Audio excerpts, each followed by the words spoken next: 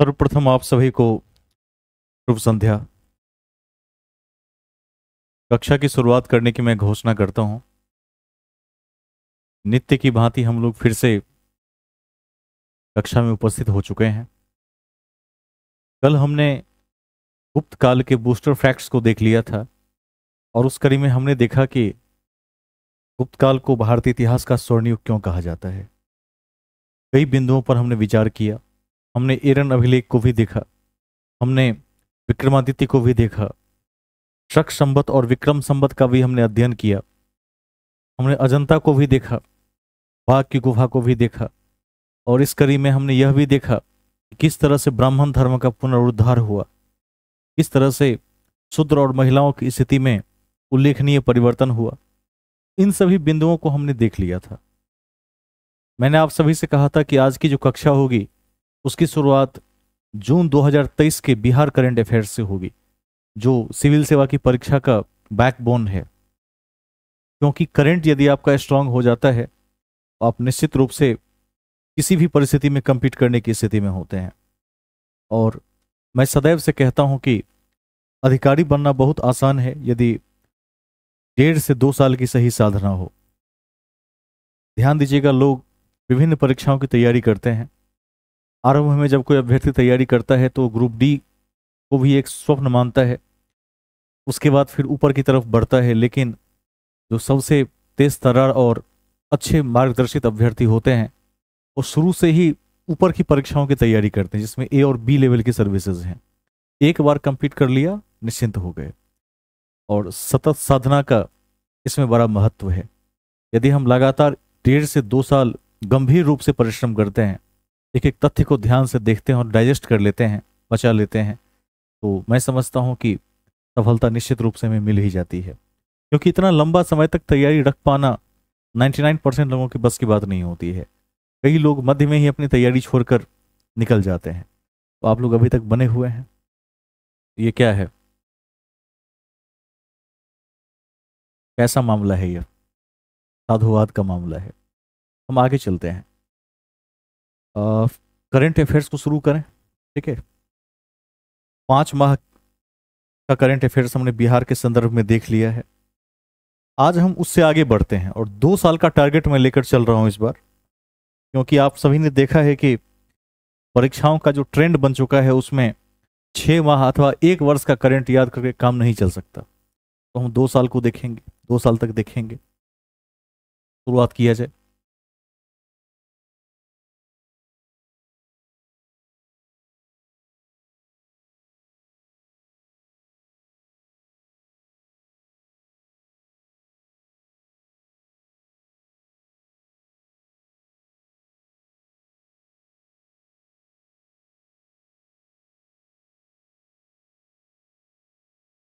यह आप सभी को दृष्टिगत हो रहा है, एक बार कंफर्म करें कि जो अक्षर हैं वो पठनीय हैं। ठीक है, शुरुआत करते हैं। आज के क्लास में हम 1 माह के पूरे करंट को फिर से देखेंगे और इसी बहाने क्या होगा, बिहार के जो भौगोलिक तथ्य हैं, जो बिहार के पॉलिटिकल तथ्य हैं, अथवा खेल के क्षेत्र में बिहार किस जगह पर है, सभी बिंदुओं पर आपकी पकड़ गहरी होती हुई चलेगी। इसको आगे बढ़ाते हैं, ध्यान से देखेंगे और कक्षा की समाप्ति के बाद जब मैं यह भेज दूं, इसे आप निश्चित रूप से करंट की कॉपी में नोट कर लेंगे, इसे नहीं भूलेंगे। शुरुआत करते हैं। बिहार के किस जिला में मोटे अनाज का विशिष्ट केंद्र, सेंटर ऑफ एक्सीलेंस बनाया जाएगा? ठीक है, तो ध्यान दीजिएगा, मोटे अनाज का जो केंद्र बनेगा, सेंटर ऑफ एक्सीलेंस, वो कहां बनेगा, किस जिले में बनेगा? गया डिस्ट्रिक्ट में बनेगा। राजगीर क्यों प्रसिद्ध है करंट में? वेरी गुड, स्पोर्ट्स यूनिवर्सिटी के कारण। तो गया को भी ध्यान रखिएगा, गया अनाज के लिए प्रसिद्ध है अब। और इसी कड़ी में 1-2 और स्थान है, गया में मोटे अनाज और दरभंगा में मखाना सेंटर। तो मखाना सेंटर के बारे में पिछले माह के करंट में बता चुके थे। अभी वर्तमान में जो दरभंगा का बस स्टैंड है उसके ठीक पहले, यानी सकड़ी के रास्ते में, आप देखिएगा कि मखाना अनुसंधान केंद्र बना हुआ है। उसे निश्चित रूप से आप ध्यान में रखेंगे। यह आपकी परीक्षा के लिए अत्यंत महत्वपूर्ण है और कई बार पूछा जाएगा, क्योंकि जिस जिस चीज को जीआई टैग मिलेगा वह आपके परीक्षा का क्वेश्चन बन जाएगा। इसको ध्यान रखिएगा। कि दरभंगा में क्या है, मखाना का जो सेंटर है उसे सेंटर ऑफ एक्सीलेंस बनाया जाएगा, और मोटे अनाज के क्षेत्र में गया को बनाया गया है। ठीक है। और बार बार मैं चर्चा करता हूं कि आजकल आने वाली सभी परीक्षाओं में कृषि रोड मैप की बड़ी चर्चा है। कृषि रोड मैप से क्वेश्चन उकेड़ कर पूछे जाते हैं। तो याद रखिएगा कि अभी चौथा कृषि रोड मैप चल रहा है। इसमें 5 सेंटर ऑफ एक्सीलेंस को मंजूरी दी गई है फिलहाल। लेकिन आप इस चीज को जरूर याद रखेंगे कि गया और मखाना इनमें से 2 है। इसको फिलहाल याद रख लीजिए, काफी है कि गया में मोटे अनाज के लिए सेंटर ऑफ एक्सीलेंस और दरभंगा में मखाना के लिए सेंटर ऑफ एक्सीलेंस। और दरभंगा तो आप सभी को याद होना चाहिए। यदि आप में से किसी का इंटरव्यू बीपीएससी में होता पदाधिकारी के लिए और मैं उस बोर्ड में होता, तो मैं सबसे पहले मखाना के बारे में पूछता, क्योंकि वो क्या है, आपके कमिश्नरी में है, आपके प्रमंडल में है, जो आपके लिए अत्यंत महत्वपूर्ण हो जाता है। मिथिला पेंटिंग आपके लिए अत्यंत महत्वपूर्ण हो जाता है। इसको ध्यान रखेंगे। आगे चलते हैं। नेक्स्ट पॉइंट, हाल ही में बिहार के किस जिले में भारत नेपाल मैत्री परियोजना के तहत बथनाहा और नेपाल के बीच मालगाड़ी ट्रेन का परिचालन शुरू किया गया है? तो याद रखिएगा, अररिया जिला। ठीक है, अररिया डिस्ट्रिक्ट। 1 जून 2023 को अररिया जिला के बथनाहा से नेपाल के विराटनगर के बीच पहली मालगाड़ी ट्रेन का परिचालन शुरू किया गया, 1 जून 2023। इसका उद्घाटन मोदी जी और नेपाल के प्रधानमंत्री पुष्प कमल दहल ने संयुक्त रूप से वर्चुअल तरीके से किया। अब एक बात को ध्यान में रखेंगे, जब मैं आपको बिहार विशेष पढ़ाऊंगा, बिहार विशेष की भी क्लास लेंगे, स्टैटिक की क्लास, और वो क्लास आपके लिए सबसे महत्वपूर्ण होगी यदि आप बिहार का कोई भी एग्जाम देते हैं। तो एक बात को ध्यान में रखेंगे कि जो सीमावर्ती राज्य अथवा देश होते हैं उसके साथ यदि कोई संयुक्त परियोजना चले तो आने वाले 5 वर्षों के लिए क्या होता है, अत्यंत महत्वपूर्ण प्रश्न हो जाता है। तो चूंकि बिहार की सीमा नेपाल से लगती है, इसको ध्यान रखना है, और वैदेशिक संबंध की मजबूती को के दृष्टिकोण से देखा जाए तो जो ये ट्रेन चली है अररिया डिस्ट्रिक्ट में, ठीक है, बथनाहा से लेकर विराटनगर तक, जिसका उद्घाटन श्री नरेंद्र मोदी जी ने किया और नेपाल के तत्कालीन प्रधानमंत्री पुष्प कमल दहल ने किया, इसको आप परीक्षा के दृष्टिकोण से ध्यान रखेंगे। ये बहुत महत्वपूर्ण है, कड़ी है, एक चेन है। ठीक है। अच्छा, आप में से कोई अभ्यर्थी बताइए कि भारत के वर्तमान में जो आज बने हैं मुख्य चुनाव आयुक्त कौन बने हैं? कौन बने हैं? Very good. इसके पहले कौन थे?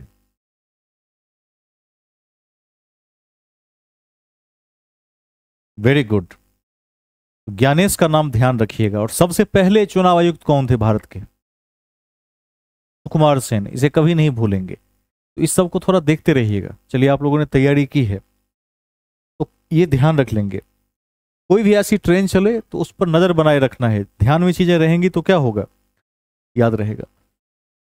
बिहार के किस जिले में विश्व के सबसे बड़े विराट रामायण मंदिर का निर्माण किया जा रहा है? तो बिहार के पूर्वी चंपारण में। ध्यान रखिएगा, बिहार के पूर्वी चंपारण डिस्ट्रिक्ट में। तो समझ लेते हैं, पूर्वी चंपारण के कैथवलिया बहुआरा में विराट रामायण मंदिर का निर्माण कार्य 20 जून 2023 को शुरू किया गया है, जिसकी ऊंचाई 270 फीट है और 2025 में क्या होगा, यह बनकर पूर्ण हो जाएगा। पूर्वी चंपारण को नहीं भूलेंगे। ठीक है। अच्छा, एक क्वेश्चन पूछ लेते हैं, संसार में ऐसा कौन सा मुस्लिम राष्ट्र है जहां रामायण का लोकमंचन होता है? Very good. इसको ध्यान रख लेंगे कि रामायण का लोकमंचन यदि किसी इस्लामिक राष्ट्र में होता है तो वह राष्ट्र इंडोनेशिया है। इसको भी ध्यान रख लेंगे, ये इंपॉर्टेंट है, कभी न कभी लिखवा ही देंगे आगे चलकर। हाँ, बना हुआ है। वो स्वयं को वो स्वयं को कहते हैं कि हमारे पूर्वज राम थे। खैर, जो भी है, लेकिन इस बात को ध्यान रखना है कि आज के इस कट्टरवादी दौर में जब पूरा विश्व धार्मिक मजहबों को लेकर उलझ रहा है, उस स्थिति में यदि कोई दूसरे धर्म का व्यक्ति दूसरे धर्म के इष्ट को अपना इष्ट माने कि नहीं वो हमारे पूर्वज थे, तो यह वैश्विक संबंधों के दृष्टिकोण से क्या हो जाता है, उल्लेखनीय और महत्वपूर्ण हो जाता है। इसको ध्यान रख लेंगे। आगे चलते हैं। नेक्स्ट पॉइंट, हाल ही में बिहार के किस व्यक्ति ने मिस्टर पैसिफिक यूनिवर्स का खिताब जीता है? तो वह व्यक्ति है नील आर्यन ठाकुर, सहरसा डिस्ट्रिक्ट। ठीक है, इस सबको बस देखते हुए चलेंगे। नेक्स्ट पॉइंट, बिहार के किस व्यक्ति को भारतीय भूवैज्ञानिक सर्वेक्षण का नया महानिदेशक नियुक्त किया गया? वेरी वेरी इंपॉर्टेंट है, इसको हर हाल में याद रखेंगे। ठीक है, तो बिहार के किस व्यक्ति को भारतीय भूवैज्ञानिक सर्वेक्षण का नया महानिदेशक नियुक्त किया गया? तो जनार्दन प्रसाद।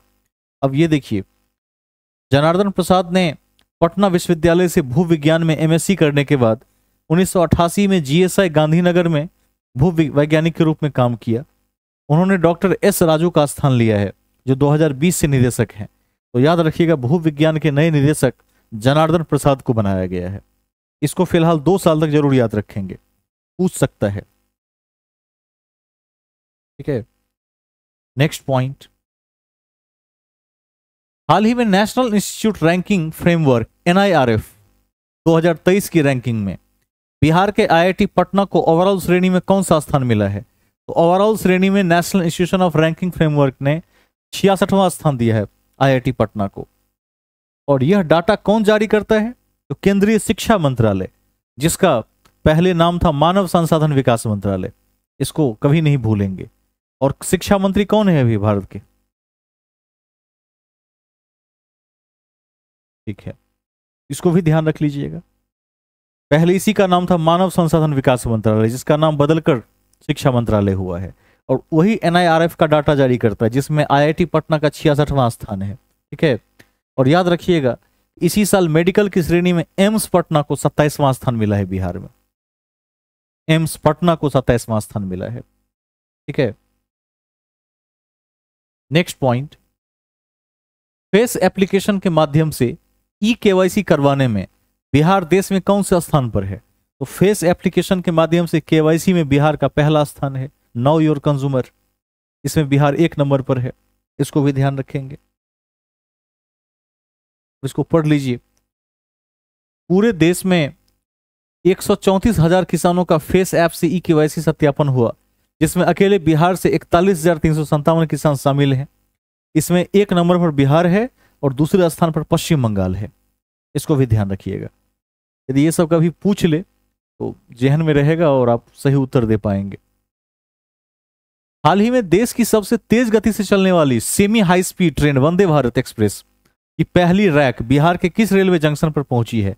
आप सभी को पता होगा कि 2023 में क्या हुआ, पटना से शुरू किया गया बिहार में। ठीक है, और पटना से कहां तक के लिए शुरू किया गया, ये कौन बताएंगे? रांची। ठीक है, पटना से रांची। इसे हर स्थिति में याद रखेंगे। और आगे चलकर यदि रेलवे कोई विशेष परिवर्तन करे, कोई नई ट्रेन लॉन्च करे, तो उसको भी संज्ञान में रखेंगे। ठीक है, अभी जैसे पटना मेट्रो पर गाड़ी चल रहा है, उसके बारे में हम चर्चा कर चुके हैं एक बार, इसको भी ध्यान रखिएगा। PMRC बना रही है पटना मेट्रो। यह पटना से रांची की दूरी को 6 घंटे में पूरा करेगी। लेकिन ध्यान रखेंगे कि जो भारतीय रेलवे की वर्तमान स्थिति है, उसमें वंदे भारत जैसी ट्रेनों को भी कई बार 12-12 घंटे लग जाते हैं, 15-15 घंटे भी लग जाते हैं। क्योंकि हमारे पास अभी भी क्या है, अभी भी 2 कमियां हैं। एक तो ट्रैक की घेराबंदी नहीं हुई है, और दूसरा उस लेवल का ट्रैक नहीं है। ट्रैक की कमी है अभी भी। यह चुनौती है रेलवे के समक्ष। आगे चलेंगे हम। हाल ही में state of India's environment 2023 in figures report के अनुसार पर्यावरण संरक्षण के मामले में बिहार को कौन सा स्थान मिला है? तो पर्यावरण संरक्षण के मामले में बिहार देश में 27वें स्थान पर है। ठीक है, और इसमें सबसे 1 नंबर पर जो राज्य है वो तेलंगाना आया है पर्यावरण संरक्षण के मामले में, ध्यान रख लीजिएगा। और आखिरी स्थान पर कौन है? राजस्थान है। ठीक है, यह वार्षिक report centre for science and environment और डाउन टू अर्थ द्वारा जारी किया जाता है। तो बिहार का 27वां स्थान है, इसको ध्यान रख लेंगे। सेंट्रल की परीक्षा दीजिएगा तो राजस्थान को याद रख लीजिएगा, अंतिम स्थान पर है। और 1 नंबर पर तेलंगाना का स्थान है। इस सबको रिवाइज कर लेंगे, एक बार लिख लेंगे पूरा। बिहार के किस जिला में विश्व प्रसिद्ध मलमास मेला का आयोजन किया जाएगा? तो मलमास कहां लगता है? नालंदा में। ठीक है, और एक और मेला है पशु मेला, वो कहां लगता है? सोनपुर में। हरिहर क्षेत्र वही है ना, हरिहर क्षेत्र सोनपुर, इसको भी ध्यान रखेंगे। किस नदी के किनारे है?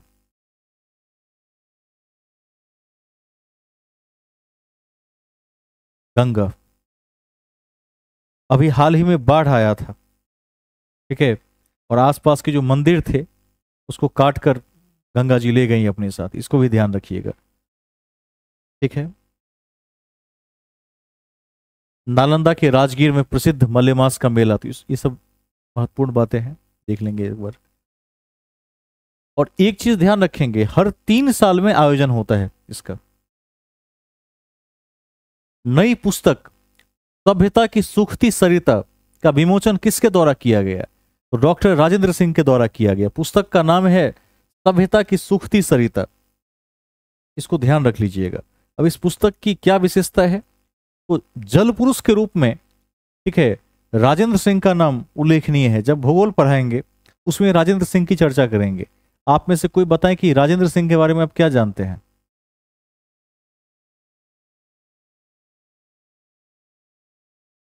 एनीबॉडी? फिलहाल एक चीज याद रखिएगा, यदि जल संरक्षण के बारे में कोई भी क्वेश्चन पूछा जाएगा और उसमें कोई एक व्यक्ति होगा तो वो राजेंद्र सिंह है। भारत में किसी भी परीक्षा में पूछ ले, राजेंद्र सिंह के बारे में सैकड़ों बार पूछा जा चुका है। तत्काल मैं आपको यह बता देता हूं। शेष जब हम जल संरक्षण को पढ़ेंगे तो वहां और विस्तार से देखेंगे। फिलहाल याद रखिएगा, सभ्यता की सूखती सरिता, जल पुरुष कहते हैं इन्हें, राजेंद्र सिंह को, ठीक है। इसके लेखक भी वही हैं। आगे चलते हैं। हाल ही में बिहार के किस खिलाड़ी ने जैवलिन थ्रो में राष्ट्रीय रिकॉर्ड तोड़ा है? वीरेंद्र यादव जैवलिन थ्रो में राष्ट्रीय रिकॉर्ड को तोड़ दिया है। जमुई के वीरेंद्र यादव ने पटना में आयोजित 89वीं सीनियर और जूनियर एथलेटिक्स चैंपियनशिप में यह रिकॉर्ड बनाया।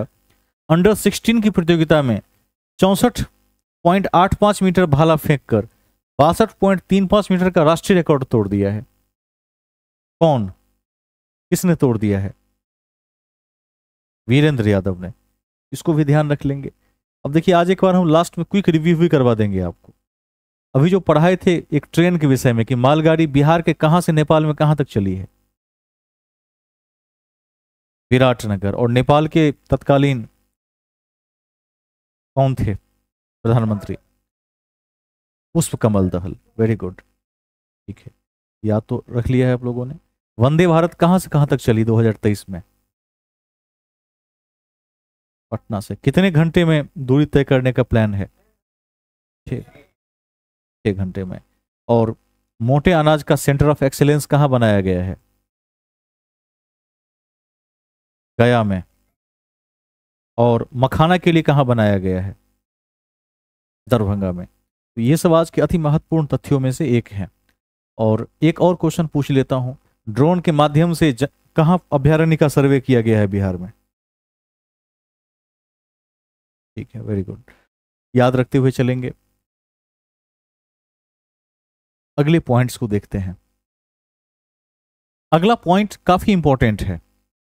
हाल ही में बिहार में गंगा नदी पर बना पुल जो ध्वस्त हो गया, वह किन 2 जिलों के बीच संपर्क मार्ग था? ध्यान रखिएगा, यह पुल जब ध्वस्त हुआ था तो वायरल हो गया था और प्रश्न उठने लगे थे सरकार पर। क्वेश्चन, विपक्ष ने प्रश्न उठा दिया कि सरकार क्या कर रही है। निर्माण विभाग पर भी प्रश्न उठ गया था। तो यह पुल किन को जोड़ रहा था? तो यह जो पुल ध्वस्त हुआ है, यह खगड़िया से भागलपुर को जोड़ रहा था। इसको नहीं भूलेंगे। बिहार के भागलपुर में गंगा नदी पर 1717 करोड़ की लागत से यह पुल बनाया जा रहा था। सोचिए कि 1717 करोड़ डूब गया पानी में। कहते हैं कि, कहा जाता है कि इस पुल में मुझे लगता है कि 15 जितना लोहा लगना चाहिए उसका 15 से 20% लोहे का प्रयोग किया गया था, इसलिए गिर गया, ऐसा कहा जा रहा है। सच्चाई जो भी हो, तो ध्यान रखेंगे बिहार में हाँ, यही स्थिति है। मैं देखता हूं कि बिहार में जो सरकारी विद्यालय बने हैं उसमें कहीं भी लोहे के छड़ का प्रयोग नहीं किया गया है, ऐसे ही खड़ा है। और छत ढलाई करने वाले इंजीनियर को धन्यवाद देना चाहिए, मिस्त्री को, जो इतने कम लोहे में कैसे छत की ढलाई कर लेता है, वो अपने आप में आश्चर्य है। कभी भी गिर सकता है। और गिर भी जाता है कई बार। तो हाँ हाँ, सुनील जी।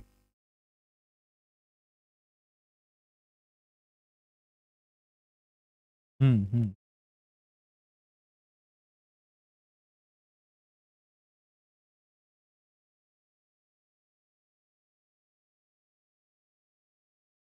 चोरी कर लिया, ये भी एक चुनौती तो है ही।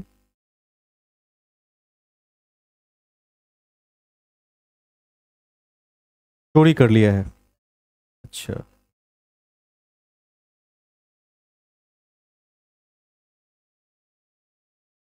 हमारे राज्य की कमोबेश यही स्थिति है। और ध्यान रखेंगे ये चुनौती भी है, बहुत बड़ी चुनौती है। और इसमें एक बड़ा तंत्र है जो शामिल रहता है। हाँ आदित्य जी।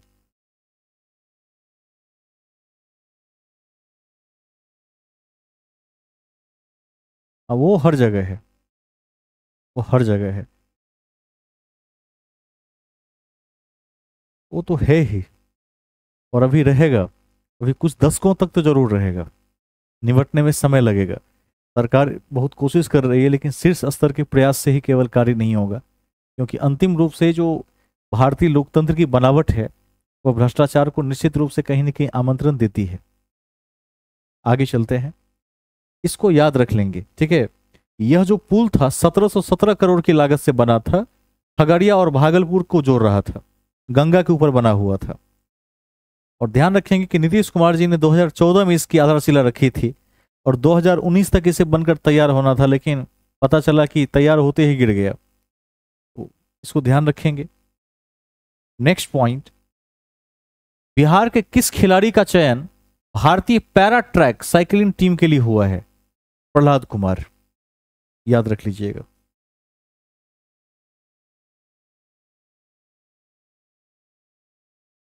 नेक्स्ट पॉइंट, बिहार के नए गृह सचिव के रूप में किसे नियुक्त किया गया है? तो बिहार के नए गृह सचिव के रूप में के सेंथिल को नियुक्त किया गया है, जो 1996 बैच के आईएएस ऑफिसर हैं, ठीक है।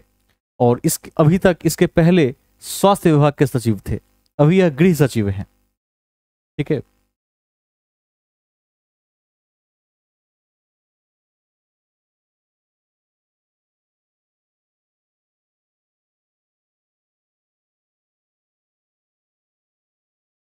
आगे चलेंगे नेक्स्ट पॉइंट में।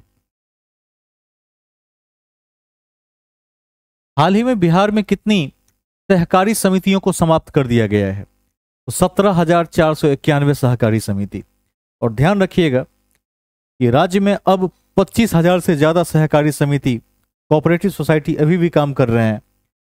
और झारखंड और बिहार के बंटवारे के बाद कई समितियों की वैधता भी खत्म हो गई, इस कारण इन समितियों को बंद कर दिया गया। इसको भी ध्यान रख लीजिएगा। फिलहाल 25,000 सहकारी समितियां हैं। सहकारी समिति होता है जैसे सुधा का दूध बनता है, तो देखिएगा ये एक सहकारी समिति है। सहकारी समिति होता है जो करता है एक तरह से समाज के लिए कार्य, लेकिन मिलजुल कर कार्य करता है। उसका एक अपना लाइसेंस सिस्टम होता है, सरकार से रजिस्ट्रेशन होता है। और देखिएगा दुग्ध उत्पादन में, उसके बाद भोजन या खाद्य पदार्थों से संबंधित उत्पादन में, इस सब क्षेत्रों में वो कार्य करता है, ठीक है। जो कोर चीजें हैं उसके लिए कार्य करता है, लेकिन उसकी एक लाइसेंस होती है। एक कंपनी ही है समझिए, लेकिन कंपनी से थोड़ा अलग है। सहकारी समिति में क्या होता है कि रोजगार देना, लोगों को जोड़ना, और लोगों को जोड़कर एक यूनियन बनाना। ऐसा यूनियन जो लाभ के लिए काम करता है। एनजीओ का ठीक उल्टा, नॉन गवर्नमेंट का ठीक उल्टा, ठीक है। एनजीओ में एक एनजीओ होता है जो शून्य लाभ होता है, तो उसका ठीक उल्टा। तो ध्यान रखिएगा, यह लाभ कमाने के उद्देश्य से बनाया जाता है, और इसमें रोजगार भी मिलता है, और एक किसी उद्योग के रूप में यह कार्य भी करता है, चाहे किसी भी क्षेत्र का हो सकता है। पहले ज़्यादा था, लेकिन अब 25,000 के आसपास बच गया है, जिसमें आपके क्षेत्र में बरौनी में स्थापित जो सुधा प्राइवेट लिमिटेड है दुग्ध उत्पादन के क्षेत्र में, वह मुझे लगता है कि उस क्षेत्र की सबसे बड़ी सहकारी कंपनी है, समिति है। आगे चलते हैं नेक्स्ट पॉइंट।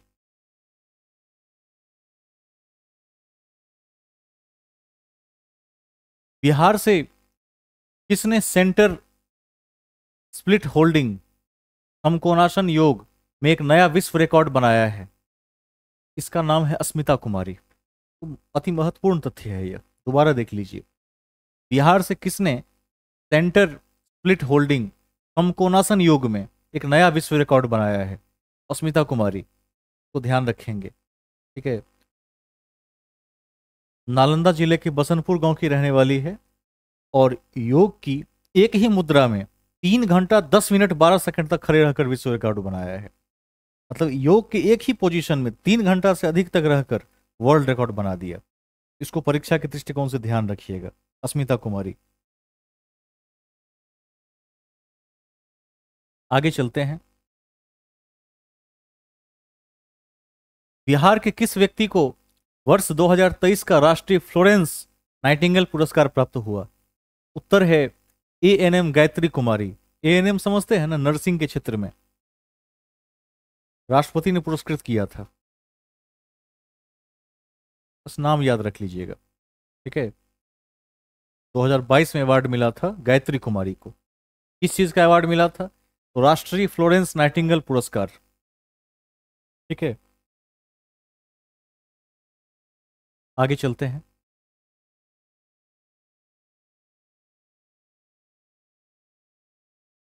हाल ही में आयोजित एशियन सैम्बो प्रतियोगिता में बिहार के खिलाड़ियों ने कितने पदक जीते? 2 पदक जीते। इसको देख लीजिए एक बार। प्रतियोगिता के स्पोर्ट्स सैम्बो इवेंट में बिहार के भोरिक सिंह यादव ने रजत पदक और अभिलाषा ने ब्रॉन्ज मेडल जीता।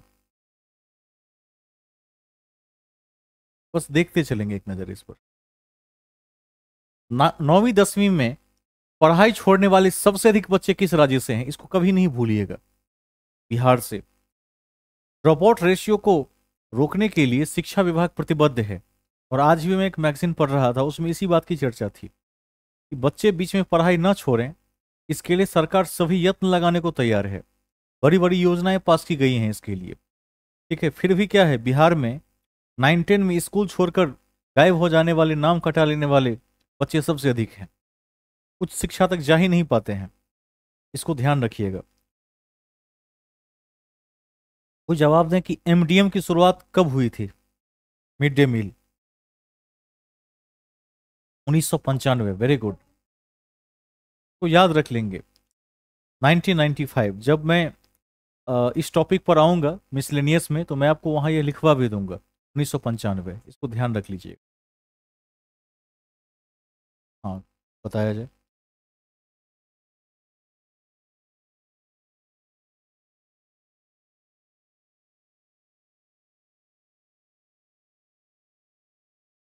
अच्छा, ये तो कंपनी है।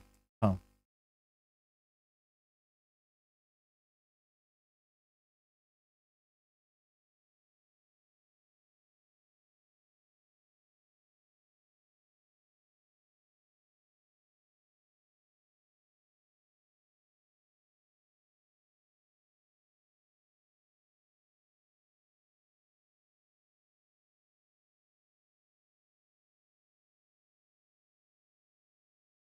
ये तो फाइनेंस के क्षेत्र में, इस कंपनी की आपने चर्चा की है, यह फाइनेंस के क्षेत्र में काम करती है, जैसे वाहन दिलवाना फाइनेंस में, ठीक है। इन सब क्षेत्रों में अधिक काम करती थी। हो सकता है।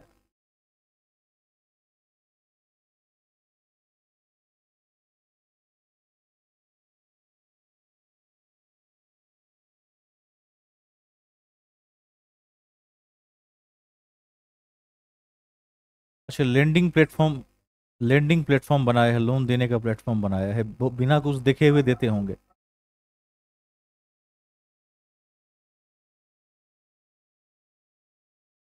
हो सकता है। देखिए, आरबीआई के बहुत सारे गाइडलाइंस हैं इसके रिगार्डिंग, लेकिन कई बार क्या होता है कि कुछ क्षेत्र ऐसे होते हैं, और बिहार को ही टारगेट इसलिए किया होगा कि वहाँ लिटरेसी रेट वैसे ही बहुत कम है।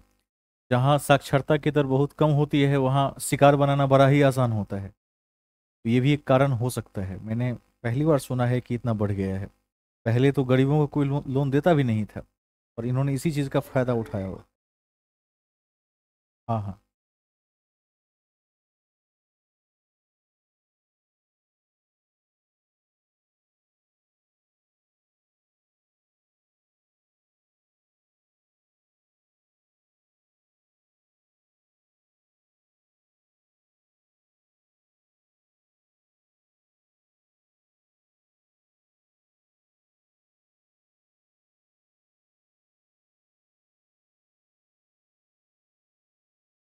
ये 1 महीने का है 4%। ये तो क्रेडिट कार्ड को भी लांग गया।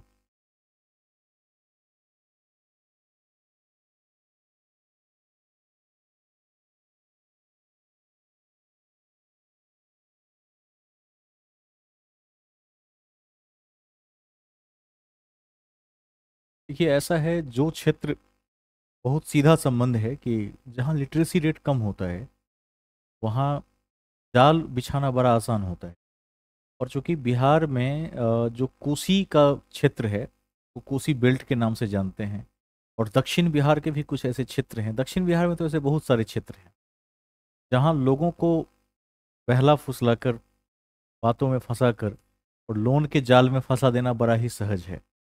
और ये जितनी भी कंपनियां हैं, ये एक तरह से हम इसे कह सकते हैं कि ये सॉफ्ट फ्रॉड है। सॉफ्ट फ्रॉड शब्द इसके लिए इस्तेमाल कर सकते हैं। क्या ही कहा जाए, बड़ी चुनौती की बात।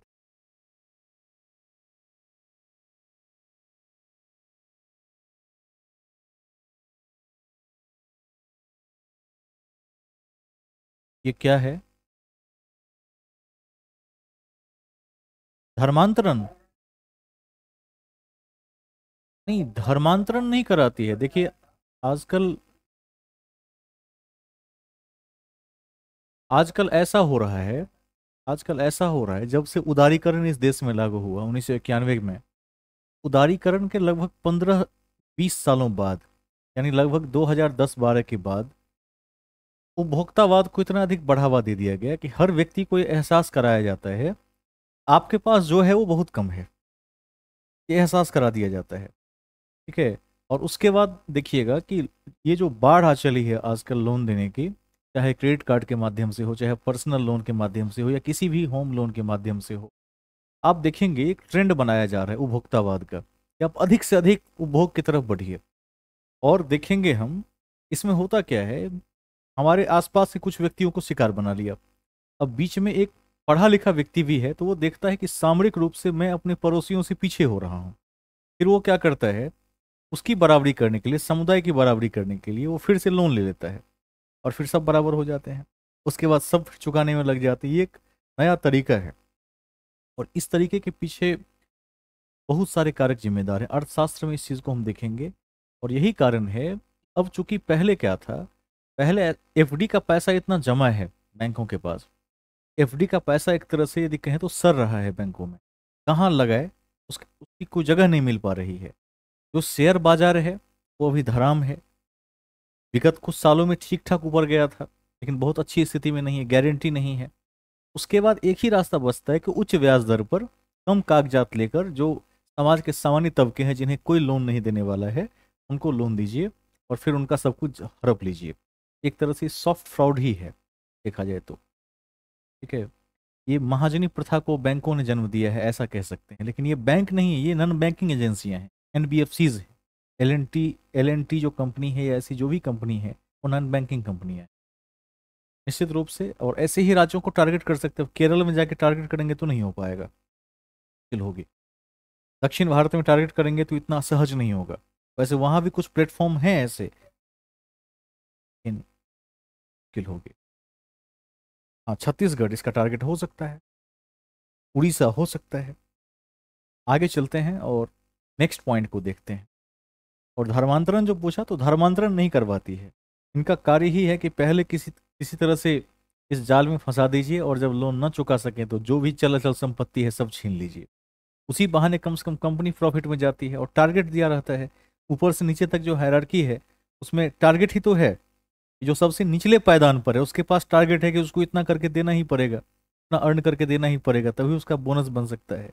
और इसी पर क्या है, समाज का शिकार हो रहा है। आगे चलते हैं। नेक्स्ट पॉइंट, हम ड्रॉप आउट रेशियो पर थे, तो बिहार में सबसे अधिक बच्चे, ठीक है, पढ़ाई छोड़ देते हैं बीच में। राज्य में ड्रॉप आउट रेट 20% से अधिक है, जबकि राष्ट्रीय ड्रॉप आउट रेट 12% के आसपास है। इस श्रेणी में बिहार ही नहीं, आंध्र प्रदेश, असम, गुजरात, कर्नाटक, मेघालय और पंजाब भी शामिल है, जहां बच्चे 10वीं करते करते पढ़ाई छोड़ देते हैं और किसी और काम में लग जाते हैं। और ध्यान रखिएगा कि इसके पीछे आर्थिक सामाजिक जो फैक्टर है वो सबसे अधिक जिम्मेदार है। बच्चों की पृष्ठभूमि सबसे अधिक जिम्मेदार है, खास करके आर्थिक पृष्ठभूमि, वही बच्चे इसका शिकार होते हैं। तो बिहार 1 नंबर पर है। आगे चलते हैं। अगला बिंदु है, हाल ही में बिहार के किस व्यक्ति को साहित्य अकादमी बाल पुरस्कार मिला है? तो साहित्य अकादमी बाल पुरस्कार अक्षय आनंद सन्नी को मिला है। इसको ध्यान रखिएगा। मैथिली के युवा लेखक, कभी नहीं भूलेंगे, अक्षय आनंद सन्नी।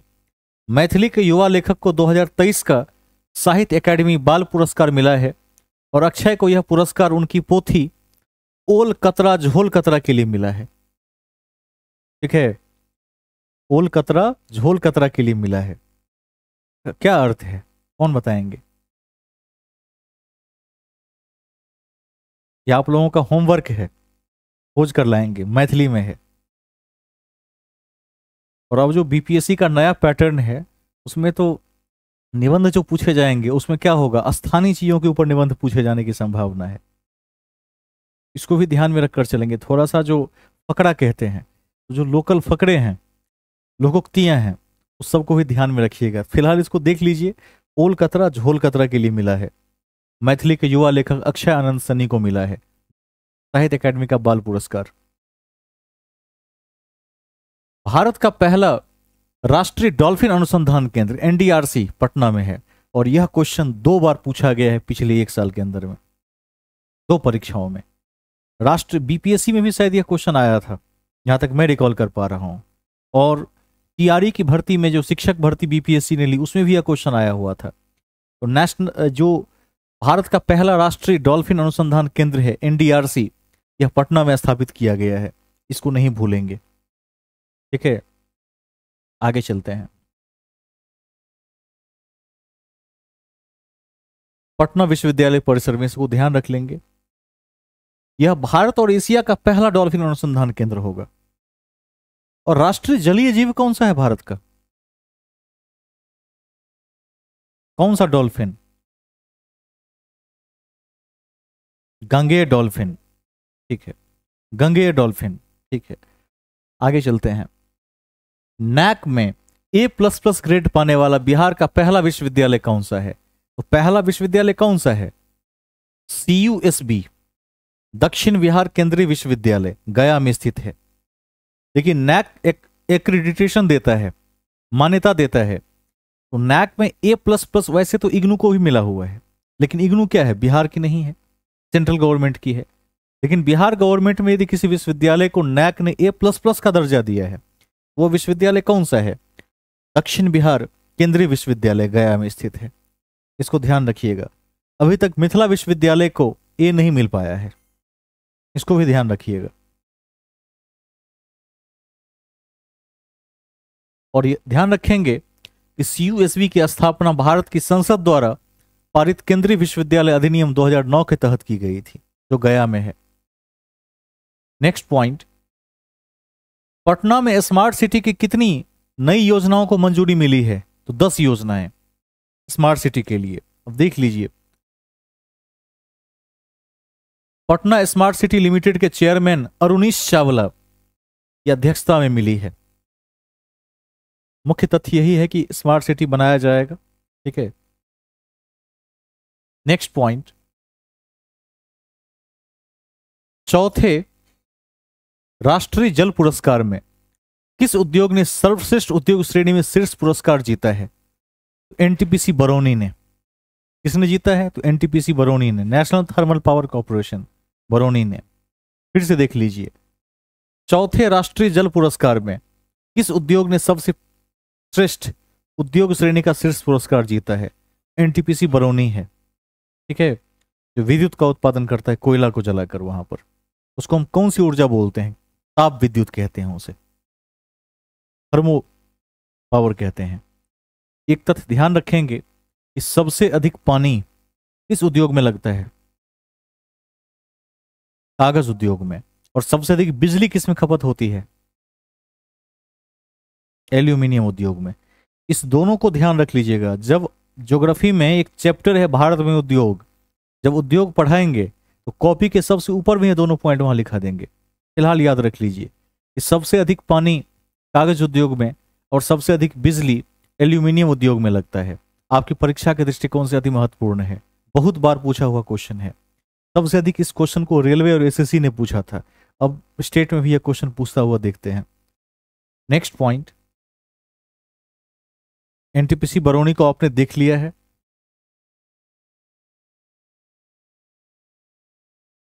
नेक्स्ट पॉइंट, भारत की खुफिया एजेंसी रॉ, ठीक है, रिसर्च एंड एनालिसिस विंग कहते हैं रॉ को। तो जो रॉ है उसका नया प्रमुख कौन बना है? तो रवि सिन्हा, याद रख लेंगे, बिहार के भोजपुर के रहने वाले हैं।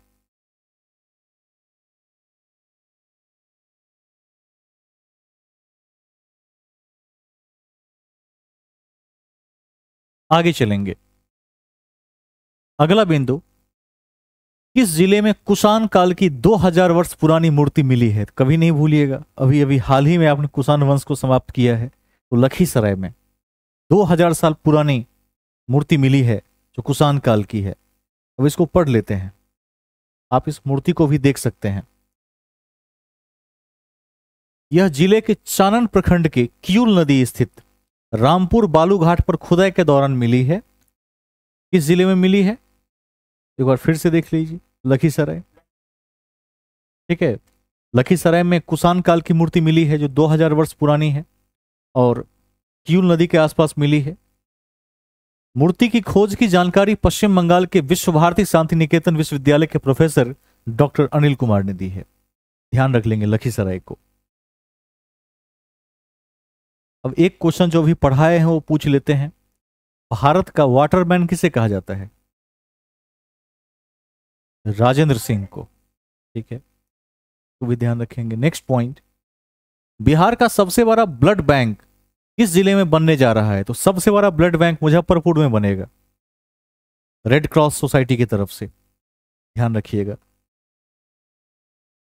बिहार से राज्य अंडर 11 बालिका शतरंज चैंपियनशिप का खिताब किसने जीता है? मोहिनी ने जीता है, चेस के क्षेत्र में, बिहार से।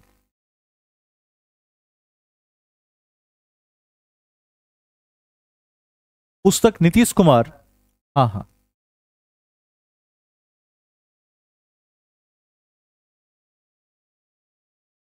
कभी भी सीखा जा सकता है, बहुत सामान्य सा खेल है। बस ये है इसमें उत्तम खिलाड़ी बनने के लिए साल 2 साल मेहनत करना पड़ता है, सीखना पड़ता है।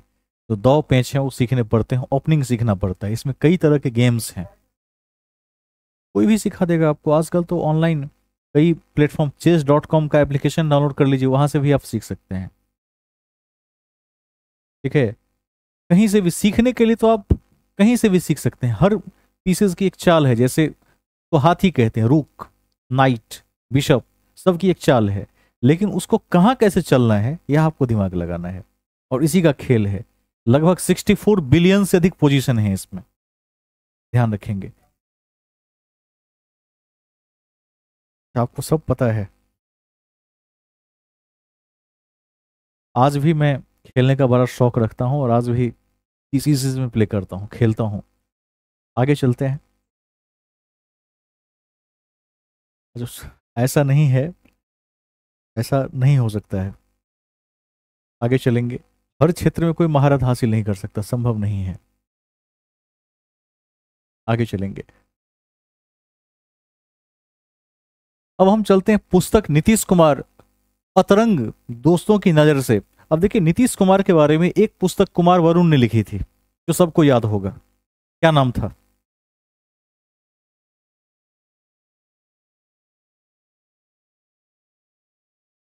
विकास शिल्पी, प्रयोग धर्मी विकास शिल्पी नीतीश कुमार, कुमार वरुण ने लिखी थी। और एक दूसरी पुस्तक है, देखिए, नीतीश कुमार अतरंग दोस्तों की नजर से। इसके लेखक कौन है? तो उदयकांत हैं, कभी नहीं भूलिएगा, क्योंकि नीतीश कुमार एक ऐसे व्यक्ति रहे हैं जो देश में सबसे अधिक बार चीफ मिनिस्टर का पद धारण करने वाले व्यक्ति रहे हैं, और बिहार की राजनीति में इन्हें विकास पुरुष के नाम से भी जाना जाता है, क्योंकि इन्होंने कुछ ऐसी योजनाएं चलाई जो विश्व के लिए एक दर्पण है, खास करके जो महिलाओं के क्षेत्र में उत्थान के लिए जानी जाती है। उदयकांत को याद रखिएगा। यह पुस्तक नीतीश कुमार के मित्र उदयकांत द्वारा लिखी गई है। यह पुस्तक नीतीश कुमार के जीवन पर आधारित है। याद रख लेंगे। उदयकांत को नहीं भूलेंगे, कुमार वरुण को नहीं भूलेंगे। कौन सा राज्य भारत का सबसे अधिक सूक्ष्म उधार लेने वाला राज्य बन गया है? तो देखिए वही बात फिर आ गई जो आप लोगों ने कहा कि सबसे अधिक लोन लेने वाला राज्य कौन सा बन गया है? Micro loan, Bihar. ठीक है। और माइक्रो लोन देने में जीविका दीदियों का बड़ा योगदान होता है, क्योंकि स्थानीय स्तर पर वही लोग जुड़े होते हैं। और उसमें क्या होता है कि जब उनका दायरा बढ़ जाता है लोन देने का, तो फिर बैंक से उनको रजिस्ट्रेशन भी मिल जाता है बाद में। पहले तो स्थानीय स्तर पर शुरुआत करनी पड़ती है, लेकिन बाद में रजिस्ट्रेशन भी मिल जाता है। इसको ध्यान रखेंगे। और लोन का इंटरेस्ट बहुत ज्यादा होता है।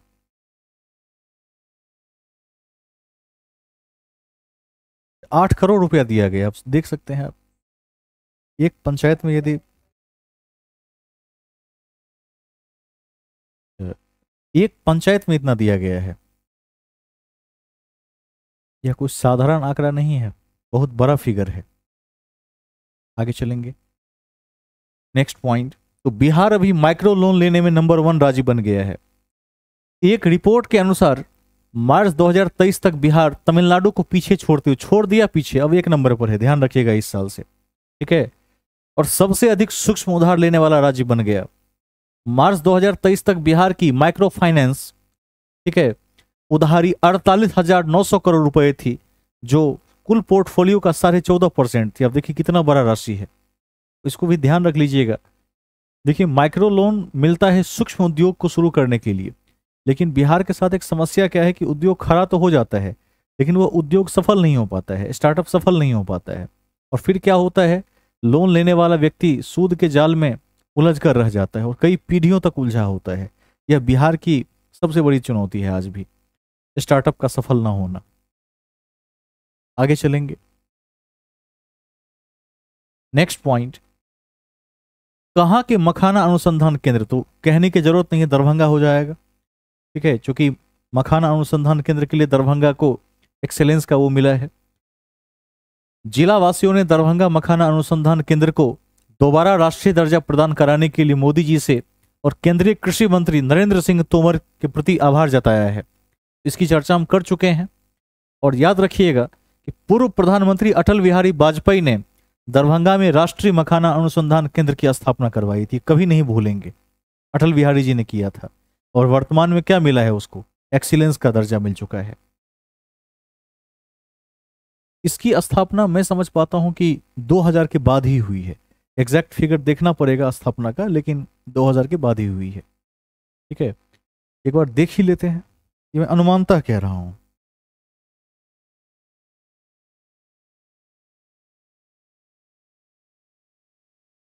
दरभंगा का जो अनुसंधान केंद्र है, मिल जाए तो देख ही लेते हैं, क्योंकि लोकल है तो खबरों में कम आता है, आजकल बहुत ज्यादा है खबरों में।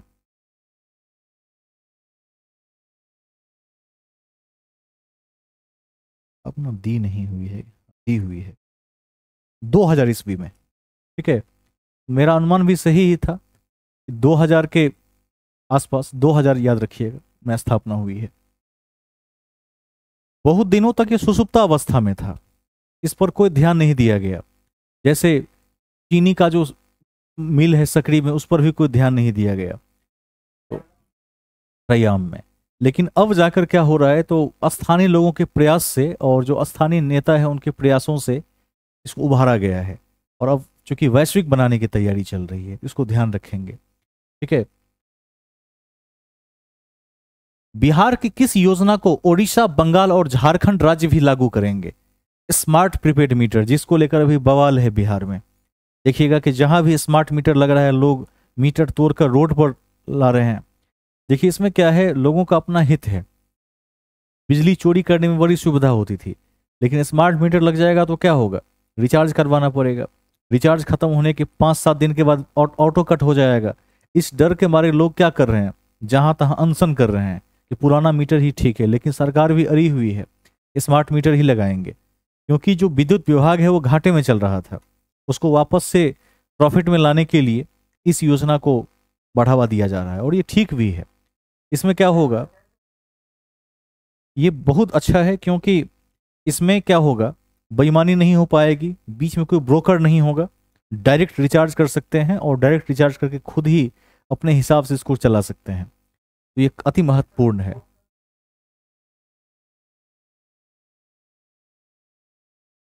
उतना ही आएगा।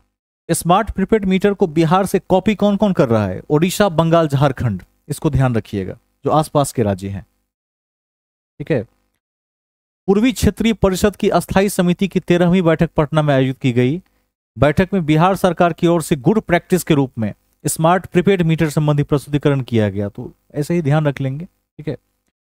आगे है, हाल ही में बिहार के किस जिले की कवित्री और मैथिली लोक गायिका सोनी चौधरी को बिहार रत्न सम्मान से सम्मानित किया गया? तो सोनी चौधरी का संबंध दरभंगा से है। यह क्या है? कवित्री और मैथिली लोक गायिका है सोनी चौधरी, दरभंगा से। ठीक है। और इनको बिहार रत्न का सम्मान मिला है। 3 जून 2023 को बिहार की राष्ट्रीय युवा कल्याण परिषद के अध्यक्ष विश्वमोहन चौधरी ने पटना में आयोजित सम्मान समारोह में इनको पुरस्कृत किया। इससे पूर्व उन्हें संगीत रत्न सम्मान 2022 वो दतिया गुरुकुल मध्य प्रदेश द्वारा सुर मधुकर सम्मान से भी नवाजा जा चुका है। तो फिलहाल याद रखिएगा कि 2023 में जो बिहार रत्न मिला वो किसको मिला? किसको मिला? सोनी चौधरी। और किस किस भाषा में मिला? मैथिली भाषा में मिला। आगे चलते हैं। सीआरपीएफ के उप कमांडेंट विक्की कुमार पांडेय को शौर्य चक्र मेडल से सम्मानित किया गया। विक्की किस जिले के थे? तो जमुई जिले के हैं, बिहार से। ठीक है। बिहार के जमुई डिस्ट्रिक्ट से हैं और राष्ट्रपति द्रौपदी मुर्मू ने इनको सम्मानित किया था। झारखंड के गुमला में 15 जुलाई 2021 को कोबरा कमांडो और नक्सलियों के बीच मुठभेड़ हुई थी, जिसका नेतृत्व विक्की पांडे कर रहे थे। कोबरा कमांडो और नक्सलियों के बीच भीषण मुठभेड़ में 15 लाख के इनामी कुख्यात नक्सली बुद्धेश्वर उरांव को मार गिराया था। तो विक्की का नाम नहीं भूलेंगे। नेक्स्ट पॉइंट, बिहार पर्यटन विभाग का ब्रांड एम्बेसडर किसे बनाया गया? तो मैथिली ठाकुर को बनाया गया है, जो प्रसिद्ध लोक गायिका है। और याद रखिएगा, पर्यटन के क्षेत्र में बिहार काफी कार्य कर रहा है, चाहे ग्लास ब्रिज हो, चाहे देखिएगा जो विष्णुपद मंदिर है गया में, उसको उसके पुनरुत्थान की बात हो, चाहे महाबोधि मंदिर के उत्थान की बात हो, अथवा देखेंगे कि चंपारण को बेहतर बनाने की बात हो, या मिथिला हाट की बात हो।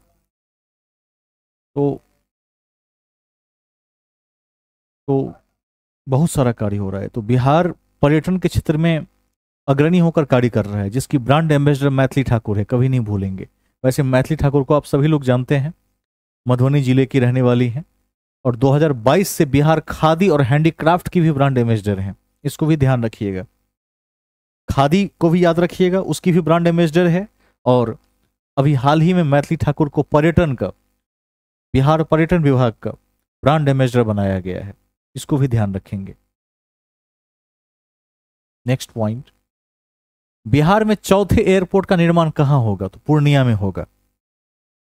अभी दरभंगा चालू है। दरभंगा में लगभग 5 वर्ष के अंदर में अंतर्राष्ट्रीय करने की तैयारी भी चल रही है। और जब अंतर्राष्ट्रीय हो जाएगा तो क्या होगा? मिथिलांचल के क्षेत्रों के लिए किसी बड़े सौगात से कम नहीं होगा। और इसी कड़ी में दरभंगा से लगभग 6 घंटे से कम की दूरी पर पूर्णिया है।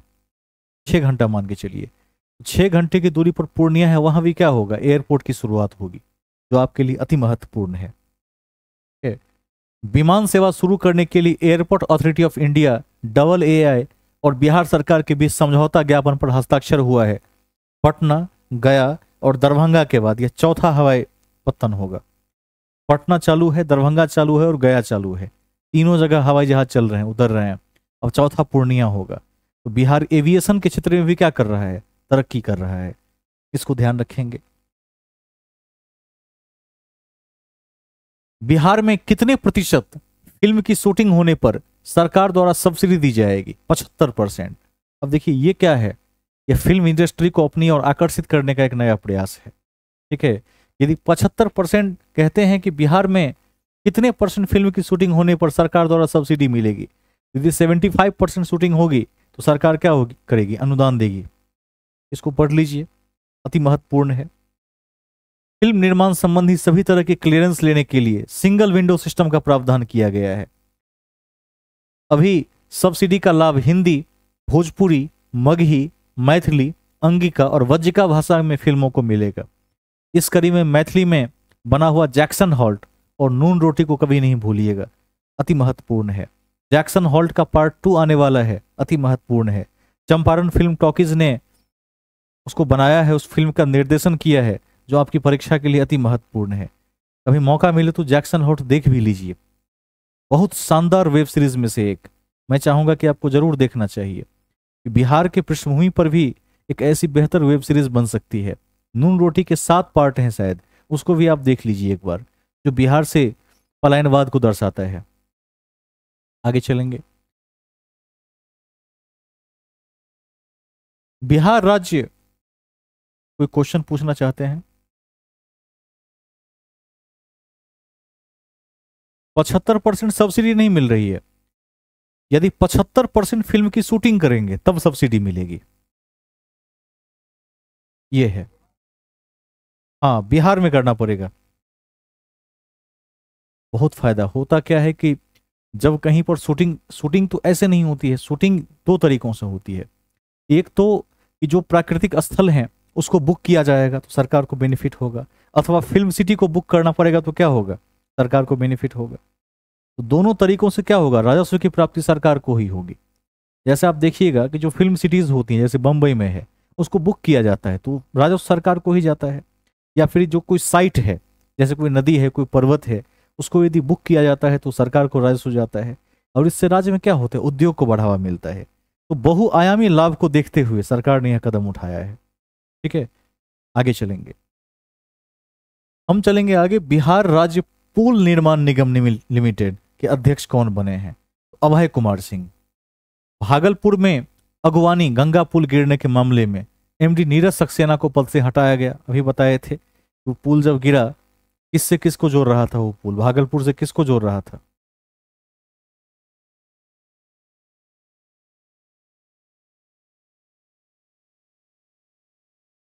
खगड़िया को। ठीक है, तो याद रखिएगा, जब वो पुल गिर गया, जब पुल गिरा तो नीरज सक्सेना को हटा दिया, और नीरज सक्सेना के बदले में अभय कुमार सिंह को क्या बनाया, तो पुल निर्माण निगम लिमिटेड का अध्यक्ष बना दिया। ये 2004 बैच के आईएएस अधिकारी हैं, ध्यान रखिएगा। बिहार का पहला वाहनों का ऑटोमेटिक फिटनेस जांच केंद्र कहां स्थापित किया जा रहा है? बिहटा में, पटना के पास। ये वाहन अभी चलने योग्य है या अधिक पॉल्यूशन फैला रहा है? फिटनेस कितनी है वाहन की? या वर्तमान की परिस्थिति में वाहन चल सकता है कि नहीं? इसको ध्यान रखेंगे। दिल्ली के वाहनों के लिए शायद 15 साल है, और आने वाले समय में बिहार के लिए भी इसको सख्ती से लागू कर दिया जाएगा। उसके बाद आप वाहन नहीं चला सकते, उस वाहन को आपको बेचना पड़ेगा, कंडेम्न करना पड़ेगा। अब देखिए इसमें क्या होगा, स्कैनर से एक बार गाड़ी गाड़ी गुजरेगी और 5 मिनट के अंदर में सर्टिफिकेशन मिल जाएगा कि गाड़ी फिट है या गाड़ी चलने योग्य नहीं है। अब ठीक है, इसको देख लेंगे। हाल ही में राष्ट्रीय जूनियर रग्बी बालक प्रतियोगिता में बिहार ने कौन सा स्थान प्राप्त किया? तो रग्बी में बिहार का पहला स्थान है। खेल में महाराष्ट्र के पुणे में 13 और 14 जून 2023 तक राष्ट्रीय जूनियर रग्बी बालक प्रतियोगिता आयोजित की गई। ठीक है, इसमें ध्यान रखिएगा कि दूसरे स्थान पर राजस्थान, तीसरे पर ओडिशा और पहले पर बिहार रहा था। इसको याद रखिएगा, बस इसको बस देखते चलेंगे, कहीं पूछ दे तो ध्यान रहेगा तो जवाब दे सकते हैं। रग्बी में बिहार का पहला स्थान था, इतना याद रख लेंगे। हाल में बिहार के किस छात्र ने इंडिया बुक ऑफ रिकॉर्ड में अपना नाम दर्ज किया है? तो अथर्व मनु ने इंडिया बुक ऑफ रिकॉर्ड में अपना नाम दर्ज किया है। अब क्यों किया? तो 1 से 100 तक की संख्याओं के वर्गों को सबसे तेजी से याद करने का रिकॉर्ड बिहार के मुजफ्फरपुर के अथर्व मनु ने बनाया है। 100 तक का स्क्वायर। आप लोगों को कितने तक का स्क्वायर याद है? 30 तक? चलिए ठीक है, 30 तक याद है तो कैलकुलेशन के दृष्टिकोण से ठीक रहता है। यदि आप किसी भी परीक्षा में मैथमेटिक्स को सॉल्व करते हैं तो 30 तक का स्क्वायर जरूर याद होना चाहिए, और कम से कम 20 तक का क्यूब याद होना चाहिए। आगे चलते हैं। नेक्स्ट, हाल में बिहार में कहां पर पटना के बाद दूसरा तारामंडल, तो कभी नहीं भूलिएगा दरभंगा में, अभी हाल ही में उद्घाटन हुआ है तारामंडल का, और तब से वहां क्या है, पर्यटन का केंद्र बना हुआ है। दरभंगा में तारामंडल सह ज्ञान और विज्ञान संग्रहालय का शुभारंभ 10 जून से ही होगा, तो हो चुका है ये 2023 में, अब फास्ट डाटा है। और तारामंडल दरभंगा में है दूसरा, पटना के बाद, इसको ध्यान रखिएगा। इसकी शुरुआत 15 जून से पहले होने वाली थी। यहाँ 3D और 2D में शो दिखाए जाएंगे। अब इसमें क्या दिखाया जाएगा, तो जैसे एक चश्मा लगा दिया जाता है और वो फिल्म प्ले करते हैं, तो आपको लगेगा कि आप अंतरिक्ष में हैं और सभी ग्रह आपके तरफ घूम रहे हैं और आप आकाश के तारामंडलों में जा रहे हैं, ऐसा एहसास होता है। कभी मौका मिले तो जरूर जाइए, देखिए। आगे है, बिहार विधानसभा अध्यक्ष अवध बिहारी ने हाल में किस पुस्तक का विमोचन किया? मृत्युंजयी, तो याद रख लेंगे, इन्होंने विमोचन किया। इसके लेखक कौन है? भागवत झा आजाद। शून्य से पूर्ण की यात्रा का महाकाव्य, पुस्तक का टाइटल देखकर ही लगता है कि इन्होंने काफी शानदार किताब लिखी होगी। मृत्युंजयी पूर्व मुख्यमंत्री भागवत झा आजाद की महाकाव्य है। वे निर्भीक स्वतंत्रता सेनानी, मशहूर राजनेता और साहित्यकार और बिहार की राजनीति में शेर बिहार के नाम से चर्चित हैं। कौन? भागवत झा आजाद, ठीक है।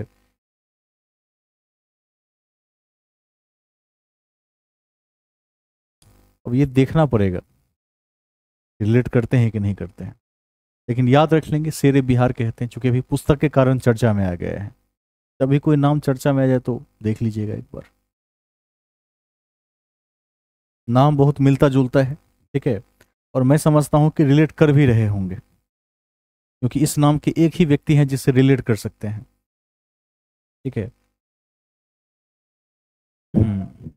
हो सकते हैं, हो सकते हैं, क्योंकि इनके पहले हमने कभी अधिक चर्चा नहीं सुनी, लेकिन जब से पुस्तक का विमोचन हुआ है तब एक बार चर्चा में आ गए थे, जैसे जगन्नाथ मिश्रा और नीतीश मिश्रा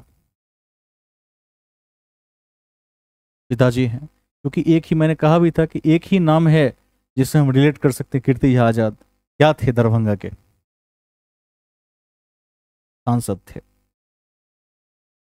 रह चुके हैं, ठीक है। शेर बिहार के नाम से जानते हैं, ध्यान रख लेंगे। और पुस्तक नहीं भूलिएगा, इस पुस्तक का विमोचन बिहार विधानसभा के अध्यक्ष अवध बिहारी ने हाल ही में किया था। और सबसे महत्वपूर्ण जो 2 पुस्तक मैंने आपको बताई नीतीश कुमार जी के विषय में, उसे कभी नहीं भूलिएगा, वो आपकी परीक्षा के दृष्टिकोण से अति महत्वपूर्ण है। राजू खान बिहार से भारतीय टीम में शामिल होने वाले इकलौते बॉडी बिल्डर हैं। किस जिले से हैं राजू? मोतिहारी से हैं, ठीक है। 65 किलोग्राम वर्ग में। रक्षा सेवा से जुड़े राज्य के 1,31,000 पेंशनर्स की शिकायत और समस्याओं का निष्पादन करने के लिए कितने नए जिलों में स्पर्श यानी system for pension administration Raksha service centre की स्थापना की गई है? तो 7 डिस्ट्रिक्ट में, जो जिले हैं आरा, सासाराम, छपरा, सिवान, वैशाली, मुजफ्फरपुर और भागलपुर। पटना और गया में पहले से यह केंद्र है।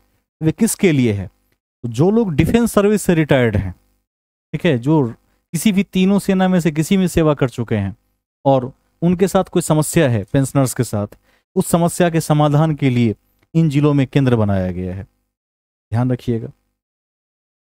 हाल ही में सूफी महोत्सव 2023 का आयोजन कहाँ किया गया? तो सूफी महोत्सव का आयोजन पटना में किया गया, इसको नहीं भूलेंगे।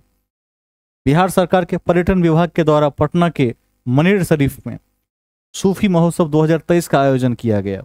इस महोत्सव का उद्घाटन आपदा मंत्री शाहनवाज आलम और राजद विधायक वीरेंद्र ने किया।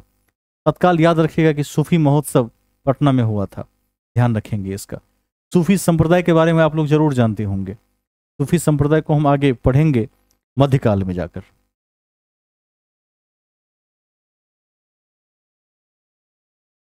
हाल ही में आयोजित स्पेशल ओलंपिक्स समर गेम्स में बिहार के किस खिलाड़ी ने रजत जीता? तो गजेंद्र कुमार। ठीक है। नेक्स्ट पॉइंट, राज्य स्तरीय विद्यालय जूडो अंडर 19 में बिहार के कितने खिलाड़ियों का चयन किया गया? तो 16 खिलाड़ियों का स्कूल की तरफ से। एक बार देखते हुए चलेंगे इस सबको। G20 की बैठक के दौरान मिथिला पेंटिंग की लाइव डेमो देने के लिए बिहार के किस कलाकार का चयन किया गया? ये वेरी वेरी इंपॉर्टेंट है, संगीता देवी और किरण देवी। G20 कहां हुआ था? इसका आयोजन कहां हुआ था पिछले? नई दिल्ली में, कभी नहीं भूलिएगा। इसमें संगीता देवी और किरण देवी, इन दोनों ने क्या किया? मिथिला पेंटिंग का लाइव डेमो पेश किया था। ठीक है। और ध्यान रखिएगा कि G20 सम्मेलन राष्ट्रीय स्तर पर दिल्ली में हुआ था। ठीक है, इसको ध्यान रखेंगे आप पहले। उसके बाद G20 शिखर सम्मेलन का आयोजन 21 से 23 जून तक पटना में किया गया। तो सबसे पहले कहां हुआ था? दिल्ली में हुआ था। और दिल्ली में कहां हुआ था? किस जगह पर हुआ था? ये कौन बताएंगे?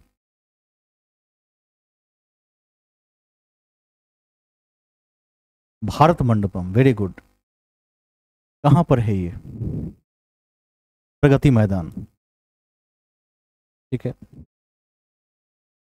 आगे चलते हैं। ये समाप्त हो गया है सेट। यह सेट आप सभी को भेज दिया जाएगा। इसमें जो कुछ महत्वपूर्ण बिंदु की मैंने चर्चा की, हर सेट में ऐसे 8-10 अति महत्वपूर्ण बिंदु होते हैं। जैसे सबसे इंपॉर्टेंट यदि आज कहा जाएगा तो मोटे अनाज के लिए गया और मखाना के लिए दरभंगा अति महत्वपूर्ण है। इसको हर हाल में याद रखेंगे, कभी नहीं भूलेंगे। जो बिहार से नेपाल को जोड़ने वाला मालगाड़ी ट्रैक है, मालगाड़ी है, उसको भी ध्यान रखिएगा, जो अंतर्राष्ट्रीय संबंध के दृष्टिकोण से महत्व रखता है। ऐसे ऐसे जो पॉइंट्स हैं, ड्रॉप आउट रेट में बिहार 1 नंबर पर है अभी देश में। यह आज की जीएस के दृष्टिकोण से, करंट के दृष्टिकोण से महत्वपूर्ण था। ऐसे ऐसे जो पॉइंट्स हैं, इसको आप परीक्षा के दृष्टिकोण से ध्यान रखेंगे। और अगले क्लास में फिर हम किसी और टॉपिक पर चर्चा करेंगे। गुप्तोत्तर काल भी है, उसको भी देखने की कोशिश करेंगे। और इस तरह से हम कुछ एक क्लासों के बाद प्राचीन भारत को समाप्त कर लेंगे। इतिहास सबसे लंबा खंड है क्योंकि इसमें 3 मेजर पोर्शंस हैं और आधुनिक भारत काफ़ी महत्वपूर्ण है। इसीलिए मैंने इस बार इतिहास से ही क्लास की शुरुआत की है। इतिहास के बाद हम ज्योग्राफी को देखने की कोशिश करेंगे, क्योंकि ज्योग्राफी पढ़ लेने के बाद जीएस बहुत ठीक से समझ में आने लगता है। क्योंकि ज्योग्राफी एक ऐसा विषय है जिससे आप संविधान को भी रिलेट कर सकते हैं, इतिहास को भी रिलेट कर सकते हैं। तो दोनों के बीच की कड़ी है। इसके बाद हम उसको भी देखने की कोशिश करेंगे। और कल का जो प्रैक्टिस सेट था वो मैंने ग्रुप में शेयर कर दिया है, गुप्त काल से संबंधित। उन 20-22 क्वेश्चंस को आप देख लीजिएगा। और आज का जो करंट है, बिहार करंट, यह भी कुछ समय के बाद आपके ग्रुप में चला जाएगा। पंक्तिबद्ध करके उसको शॉर्ट पॉइंट्स बनाकर नोट कर लेंगे। इन्हीं शब्दों के साथ मैं कक्षा की समाप्ति की घोषणा करता हूं। सभी को शुभ रात्रि। पूछिए।